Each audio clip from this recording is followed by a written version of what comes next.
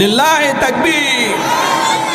আল্লাহ পাক রব্বুল আলামিন একটি গবেষণার কথা আপনাদেরকে বলে যাই। আল্লাহ পাক রব্বুল আলামিন কোরআনে কারীমের শুরু করেছেন কি দিয়ে? বিসমিল্লাহ দিয়ে, ঠিক না ভাই? ঠিক। বিসমিল্লাহর শুরুতে আল্লাহ তাআলা বা দিলেন, শেষ হয়েছে কোন আয়াত দিয়ে বলুন তো দেখি? মিনাল জিন্নাতি ওয়ান নাস। শুরুতে বা দিলেন, শেষে আল্লাহ পাক রব্বুল আলামিন সিন দিলেন। তার মানে এই দুইটি শব্দ যোগ করলে কি হয়? বাস। আমরা বলি যে বাস যথেষ্ট হয়েছে। আমার মনে হয় আল্লাহ পাক রব্বুল আলামিন শুরু করলেন বা দিয়ে, শেষ করলেন সিন দিয়ে।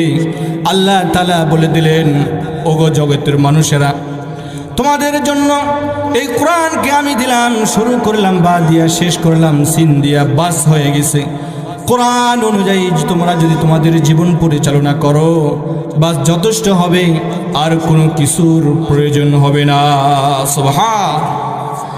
অন্যান্য কিতাব, খ্রিস্টানদের যে বাইবেল রয়েছে, খ্রিস্টানদের যে ধর্মীয় গ্রন্থ রয়েছে, লুক, যোহান, মথি, scripture, new testament, old testament, খ্রিস্টানদের ধর্মগ্রন্থ বলতে যেগুলো রয়েছে, এই ধর্মগ্রন্থগুলোর ভিতরে তারা পরিবর্তন করেছে, কিছু কাটিয়েছে, কিছু ছাটিয়েছে, বৃদ্ধি করেছে, কমাইছে। কমাইতে কমাইতে আজকের বাইবেল আল্লাহর কথা শূন্য হয়েছে। বাইবেলের ভিতরে কিছুই নেই।